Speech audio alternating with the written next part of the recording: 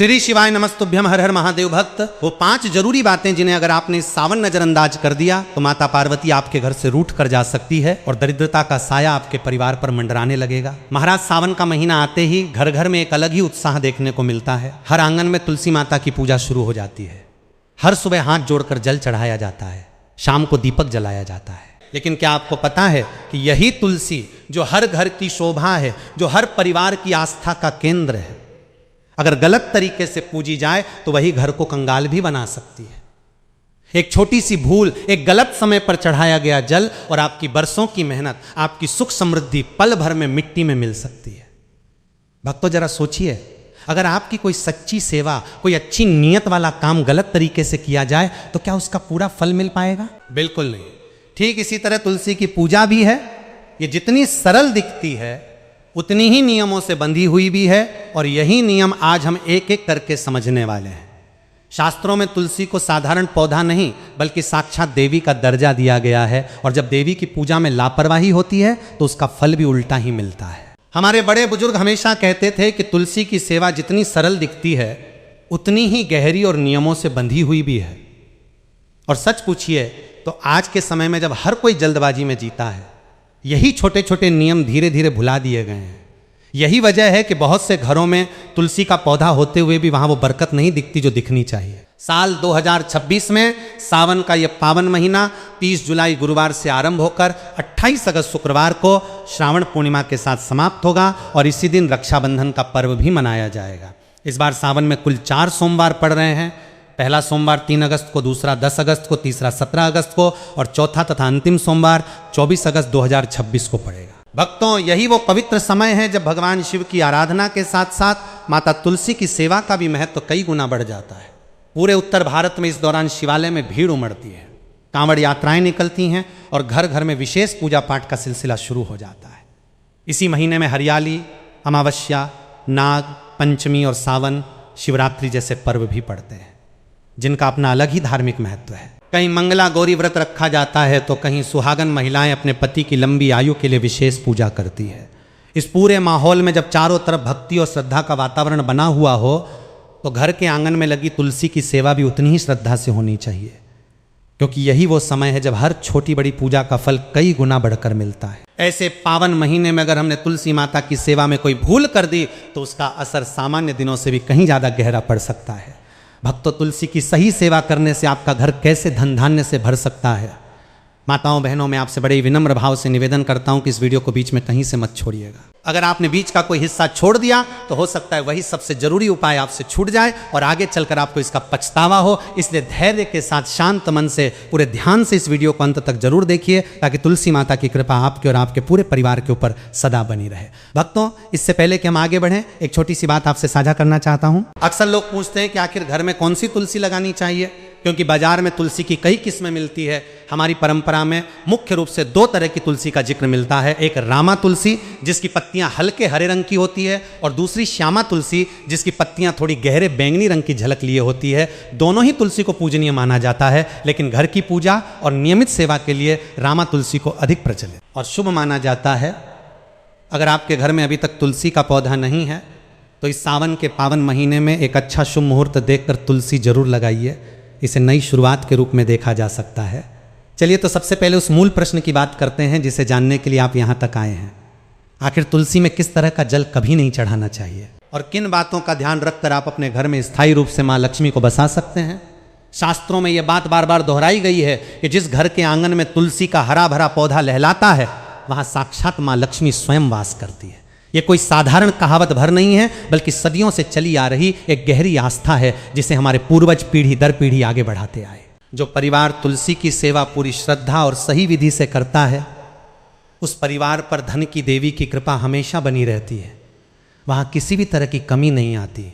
लेकिन ध्यान रखिए भक्तों, जहाँ श्रद्धा के साथ सही नियम भी जरूरी है वहीं अनजाने में की गई एक भी भूल इस कृपा को क्रोध में बदल सकती है। इसीलिए आज हम एक एक करके हर उस नियम को समझेंगे जिससे आपकी तुलसी सेवा पूर्ण और फलदायी बने। अब सबसे पहली और सबसे जरूरी बात, तुलसी में जल चढ़ाने का सही समय क्या है।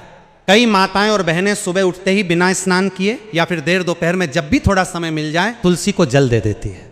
भक्तों, ये तरीका बिल्कुल गलत माना गया है। ज्योतिष और हमारी परंपरा दोनों के अनुसार तुलसी में जल चढ़ाने का सबसे उत्तम समय सूर्योदय से पहले का होता है। यानी ब्रह्म मुहूर्त का समय, जो महिला या पुरुष सूर्य निकलने से पहले स्नान करके स्वच्छ वस्त्र पहनकर तुलसी को जल अर्पित करते हैं, उन्हें इसका सबसे शुभ और सबसे उत्तम फल मिलता है। कारण यह है कि किसी भी पूजा पाठ के लिए ब्रह्म मुहूर्त सबसे पवित्र समय माना गया है। उस समय ना तो वातावरण में शोर होता है, ना ही मन में सांसारिक विचारों की भीड़, चारों तरफ एक शांत और पवित्र ऊर्जा होती है। और यही शांत मन तथा पवित्र समय तुलसी माता को सबसे ज़्यादा प्रिय माना जाता है। अगर आप जल चढ़ाने से पहले कुछ भी खाए पिए बिना, यानी बिल्कुल खाली पेट ये क्रिया करते हैं, तो इसका फल और भी कई गुना बढ़ जाता है। सोचिए भक्तों, दिन की शुरुआत ही अगर इतने पवित्र भाव से हो तो पूरा दिन कितना शुभ बीतेगा। जो लोग रोज सुबह सूर्योदय से पहले उठकर ये क्रिया करते हैं, उनके जीवन में स्थिरता आती है, मन शांत रहता है और घर में आने वाली छोटी मोटी बाधाएं अपने आप टलने लगती हैं। इसलिए अगर आप अब तक देर से उठकर जल चढ़ाते आए हैं तो आज से ही इस आदत को बदलने का संकल्प लीजिए। अब आती है वो बात जिसके लिए आप इस वीडियो में रुके हुए हैं। आखिर वो कौन सा जल है जो तुलसी में कभी नहीं चढ़ाना चाहिए? भक्तों ध्यान से सुनिए, क्योंकि यही वो 5 बातें हैं जो हर घर में जाननी बेहद जरूरी है। सबसे पहली और सबसे बड़ी बात यह ध्यान रखिए कि रविवार के दिन तुलसी में भूल कर भी जल नहीं चढ़ाना चाहिए। ये नियम इतना महत्वपूर्ण माना गया है कि हमारे पूर्वज इसे बार बार दोहराते थे और आज भी गांव कस्बों में यह परंपरा बड़ी श्रद्धा से निभाई जाती है। मान्यता है कि रविवार के दिन माता तुलसी स्वयं एकादशी जैसे व्रत की स्थिति में होती हैं और इस दिन उनकी जड़ में जल डालने से उनकी साधना भंग हो जाती है, जिससे वे रुष्ट हो जाती हैं।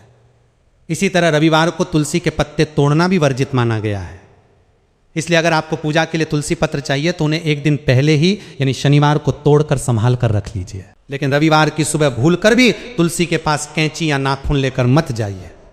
दूसरी बड़ी बात, जब तक आप स्वयं स्नान न कर लें तब तक तुलसी को जल कभी नहीं देना चाहिए। शास्त्रों की मान्यता है कि तुलसी को अशुद्ध अवस्था में जल चढ़ाना उनका अनादर करने जैसा है, क्योंकि तुलसी की पूजा शुद्धता की मांग करती है। इसी तरह पैरों में जूते चप्पल पहनकर तुलसी को जल देना भी अशुभ माना गया है। इससे पूजा का फल घट जाता है। जल चढ़ाते समय एक और सूक्ष्म लेकिन बेहद जरूरी बात का ध्यान रखिए कि जो जल आप तुलसी को दे रहे हैं वो लौटकर आपके अपने पैरों पर ना गिरे। ऐसा होना तुलसी माता के अपमान के समान माना जाता है। इसलिए जल देते समय थोड़ा संभल कर ध्यान से तुलसी की जड़ के ठीक ऊपर से जल अर्पित कीजिए और खुद थोड़ा दूर खड़े होकर यह क्रिया करें। तीसरी बात, महिलाओं के लिए विशेष रूप से यह नियम बताया गया है कि स्नान के बाद बाल खुले रखकर तुलसी को जल कभी नहीं देना चाहिए। बहुत सी माताएं बहनें स्नान करने के बाद जल्दी में बाल खुले ही छोड़ देती हैं और उसी अवस्था में तुलसी के पास पहुंच जाती हैं, क्योंकि सुबह के समय घर में और भी कई काम इंतजार कर रहे होते हैं। लेकिन भक्तों, यह तरीका गलत माना गया है। परंपरा के अनुसार महिलाओं को हमेशा अपने बाल बांधकर माथे पर सिंदूर या टीका लगाकर ही तुलसी में जल अर्पित करना चाहिए। ऐसा करने से ही तुलसी माता का पूरा आशीर्वाद प्राप्त होता है और घर में सुहाग व सौभाग्य दोनों बने रहते हैं। चौथी बात, कभी भी गंदा बासी या अशुद्ध जल तुलसी को अर्पित मत कीजिए। कई बार लोग जल्दबाजी में घर के किसी भी बर्तन का बचा हुआ पानी उठाकर तुलसी में डाल देते हैं, यह सोचकर कि जल तो जल ही होता है। भक्तों, यह भी एक बड़ी भूल है। तुलसी को हमेशा स्वच्छ ताजा जल ही चढ़ाना चाहिए और अगर हो सके तो तांबे के लोटे से जल अर्पित करें। तांबे के पात्र का जल तुलसी के लिए विशेष रूप से शुभ और लाभकारी माना गया है, क्योंकि प्रातः काल शरीर और मन दोनों पवित्र होते हैं और उस पवित्रता में तांबे के पात्र का जल मिलकर तुलसी को अत्यंत प्रिय हो जाता है। जिन घरों में नियमित रूप से तांबे के लोटे से तुलसी को जल दिया जाता है, वहां सकारात्मक ऊर्जा का प्रवाह बना रहता है। पांचवी और आखिरी बात, कभी भी उबलता हुआ या बहुत ज्यादा गर्म जल तुलसी को मत चढ़ाइए और ना ही किसी भी तरह का केमिकल युक्त पानी। आजकल कई घरों में आरओ या फिल्टर का पानी सीधे पौधों में डाल दिया जाता है, जिसमें कई बार केमिकल की मात्रा ज्यादा होती है। तुलसी बहुत ही संवेदनशील पौधा है, उसकी जड़ों को शुद्ध और सामान्य तापमान वाला जल ही चाहिए। अगर आप इन 5 बातों का ध्यान रखेंगे तो तुलसी माता की कृपा से आपके घर में कभी धन की कमी नहीं रहेगी और माँ लक्ष्मी सदा आपके साथ बनी रहेगी। सोच कर देखिए भक्तों, इतनी छोटी छोटी बातें, लेकिन इनका असर हमारे पूरे जीवन पर कितना गहरा पड़ता है। भक्तों, मुझे याद आता है गांव में हमारे यहाँ एक परिवार रहता था जिनकी दादी हमेशा कहा करती थी कि तुलसी की सेवा में जितनी सावधानी बरतोगे उतनी ही बरकत घर में बनी रहेगी। वे खुद हर रोज सूर्योदय से पहले उठकर स्नान करके तांबे के लोटे से तुलसी को जल देती थीं और यह क्रम उन्होंने कभी टूटने नहीं दिया। परिवार के लोग बताते थे कि जब से यह नियम शुरू हुआ उनके घर में किसी चीज़ की कमी कभी महसूस नहीं हुई। भक्तों, ये कोई चमत्कार की कहानी नहीं बल्कि अनुशासन और श्रद्धा की मिसाल है। जब हम किसी भी काम को नियम और भाव के साथ करते हैं तो उसका प्रभाव धीरे धीरे हमारे पूरे जीवन में दिखने लगता है। और तुलसी सेवा भी उसी अनुशासन का एक हिस्सा है। अब भक्तों, जल की बात तो हमने कर ली, लेकिन तुलसी की पूजा केवल जल तक सीमित नहीं है। इसके साथ जुड़ी हुई कुछ और भी बातें हैं जिन्हें जानना आपके लिए बेहद जरूरी है। इसलिए वीडियो को अंत तक जरूर देखिए, क्योंकि आगे मैं आपको ऐसी बातें बताने वाला हूं जो शायद आपने पहले कभी ना सुनी हो। सबसे पहले बात करते हैं तुलसी को चुनरी चढ़ाने की। अक्सर देखा जाता है कि लोग घर में तुलसी का पौधा तो लगा लेते हैं, बड़े प्रेम से उसकी देखभाल भी करते हैं, नियमित जल भी चढ़ाते हैं, लेकिन उसे चुनरी चढ़ाना भूल जाते हैं। भक्तों, तुलसी को केवल एक साधारण पौधा मत समझिए। हमारे शास्त्रों में तुलसी को भगवान विष्णु की धर्म पत्नी का दर्जा दिया गया है। जिस तरह विवाहित स्त्री को श्रृंगार प्रिय होता है, उसी तरह तुलसी को भी चुनरी अत्यंत प्रिय मानी गई है। जो लोग तुलसी को नियमित रूप से चुनरी अर्पित करते हैं, उनके घर में पति पत्नी के बीच प्रेम और विश्वास बना रहता है और घर की महिलाएं सौभाग्यशाली मानी जाती हैं। ये मान्यता इतनी गहरी है कि कई परिवारों में तुलसी का विधिवत विवाह भी कराया जाता है और उसे परिवार की बेटी या बहू की तरह ही आदर दिया जाता है। लेकिन चुनरी चढ़ाते समय भी एक बड़ी सावधानी रखनी होती है। भूल कर भी तुलसी को लाल रंग की चुनरी मत चढ़ाइए। इसके पीछे का कारण बहुत रोचक है। ज्योतिष के अनुसार लाल रंग का संबंध मंगल ग्रह से होता है, जबकि तुलसी का संबंध बुध ग्रह से जोड़ा जाता है। मंगल और बुध को परस्पर मित्र ग्रह नहीं माना जाता, इसलिए इनका मेल शुभ फल नहीं देता, बल्कि कई बार यह उल्टा असर भी दिखा सकता है। इसकी जगह आप तुलसी को हरे, पीले या नीले रंग की चुनरी अर्पित कर सकते हैं।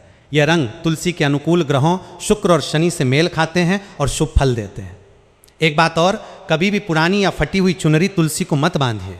हमेशा नई और साफ चुनरी ही अर्पित कीजिए, क्योंकि पुरानी और मैली चुनरी अश्वत्था का प्रतीक मानी जाती है।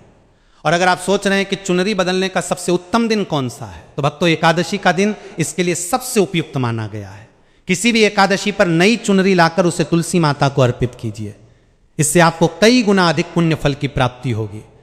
सावन के इस महीने में जो एकादशियां पड़ेंगी, उन दिनों को आप इस काम के लिए विशेष रूप से चुन सकते हैं। भक्तों, एकादशी का दिन ही क्यों चुना जाता है, यह सवाल भी बहुतों के मन में आता होगा। दरअसल एकादशी तिथि को भगवान विष्णु की पूजा के लिए सबसे उत्तम माना गया है।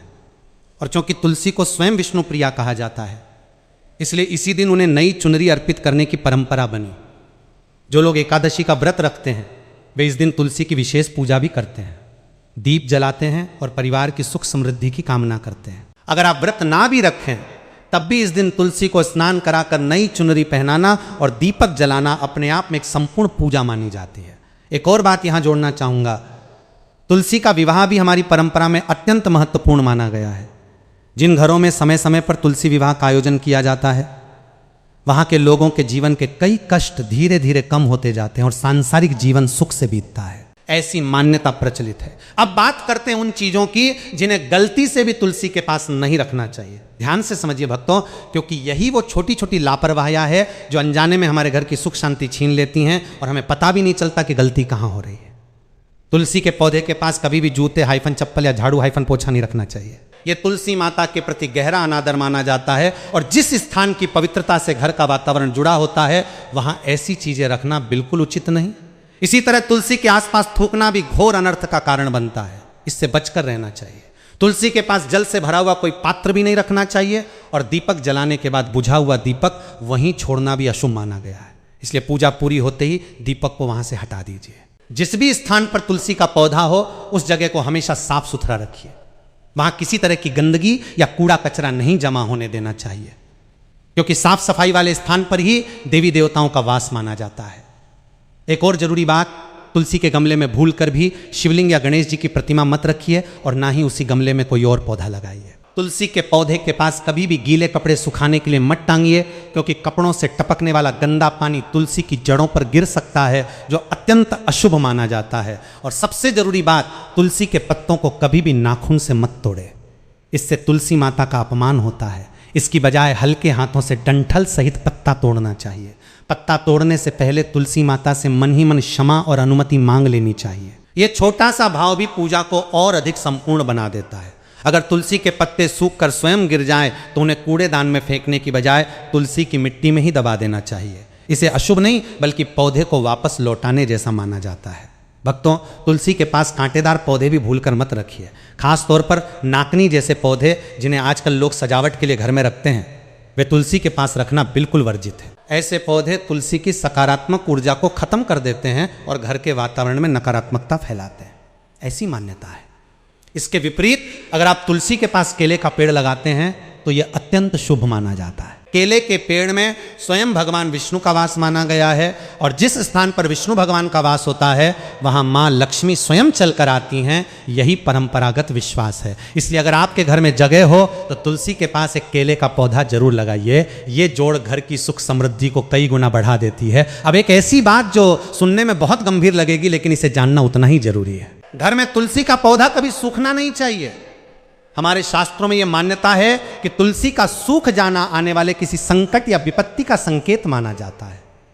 जिस घर की तुलसी सूख जाती है वहां से सुख समृद्धि धीरे धीरे कम होने लगती है, क्योंकि सूखी हुई तुलसी में मां लक्ष्मी का वास नहीं रहता, ऐसी परंपरागत मान्यता है। इसलिए तुलसी की देखभाल में कभी कोताही मत बरतिए। समय समय पर उसे जल दीजिए और अगर पौधा कमजोर होने लगे तो तुरंत उसकी देखभाल पर ध्यान दीजिए। जरूरत पड़े तो नया पौधा भी उसी स्थान पर लगा लीजिए। भक्तों, तुलसी के पौधे को समय समय पर हल्के हाथों से छानते भी रहना चाहिए ताकि उसकी शाखाएं संतुलित रूप से बढ़े और पौधा घना व स्वस्थ बना रहे। अत्यधिक बड़ी हुई या सूखी टहनियां को हटाना पौधे के लिए फायदेमंद माना जाता है। इससे नई कोपले बेहतर तरीके से फूटती है। ये देखभाल भी उतनी ही जरूरी है जितनी जल और पूजा, क्योंकि एक स्वस्थ और घना तुलसी का पौधा ही अपनी पूर्ण शुभता प्रदान कर पाता है। भक्तों, यहां एक और व्यावहारिक सलाह देना चाहूंगा। बहुत बार लोग तुलसी को बहुत ज्यादा पानी दे देते हैं, यह सोचकर कि जितना ज्यादा जल चढ़ाएंगे उतना ही ज्यादा पुण्य मिलेगा। भक्तों, यह सोच गलत है। तुलसी की जड़ों में अगर पानी जरूरत से ज्यादा भर जाए तो जड़ें सड़ने लगती हैं और पौधा कमजोर होकर मुरझाने लगता है। इसलिए जल उतना ही चढ़ाइए जितना पौधे को वास्तव में चाहिए, ना ज्यादा ना कम। श्रद्धा की मात्रा जल की मात्रा से नहीं बल्कि उस भाव से मापी जाती है जिसके साथ आप ये सेवा करते हैं। सर्दी के मौसम में तुलसी को कम जल चाहिए और गर्मी व बरसात के मौसम में थोड़ा अधिक। इसलिए मौसम के हिसाब से भी थोड़ा ध्यान रखना जरूरी है। भक्तों, एक और छोटी सी लेकिन ध्यान देने योग्य बात, तुलसी की जड़ों के पास घास, हफन, फूस या अनावश्यक खरपतवार भी नहीं उगने देना चाहिए। समय समय पर गमले या क्यारी की हल्की गुड़ाई करते रहिए ताकि जड़ों तक हवा और पोषण दोनों सही तरीके से पहुंचते रहे। ये छोटा सा काम भी तुलसी को स्वस्थ और हरा भरा बनाए रखने में बड़ी भूमिका निभाता है और स्वस्थ तुलसी ही अपने पूर्ण शुभ फल दे पाती है। इसकी जगह गोबर की खाद और प्राकृतिक खाद्य पदार्थों का ही प्रयोग कीजिए। इससे पौधा प्राकृतिक रूप से हरा भरा और स्वस्थ बना रहता है। साथ ही ये भी ध्यान रखिए कि तुलसी के पौधे पर मकड़ी के जाले या कीड़े मकोड़े न लगने पाए, क्योंकि जिस पौधे की सही देखभाल नहीं होती वहां मां लक्ष्मी का वास नहीं रहता, ऐसा माना जाता है।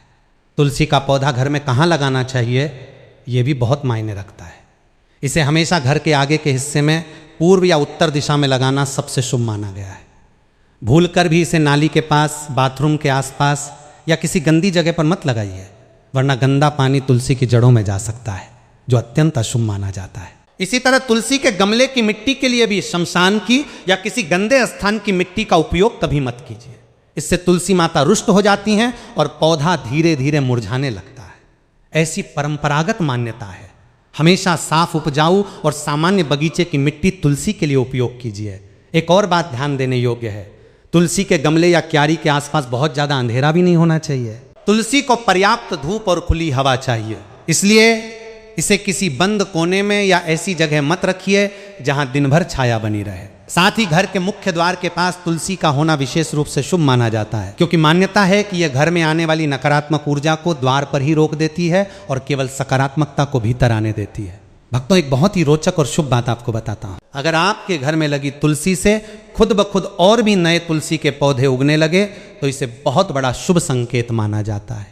कहा जाता है कि जब किसी घर में अपने आप एक से अधिक तुलसी के पौधे उगने लगते हैं तो वहां साक्षात मां लक्ष्मी का आगमन होने वाला होता है। ऐसे में इन अतिरिक्त पौधों को उखाड़ कर फेंकने की बजाय इन्हें किसी और जरूरतमंद को दान में दे दीजिए। इससे पुण्य की प्राप्ति होती है और आपकी तुलसी की कृपा दूसरों के घर भी पहुंचती है।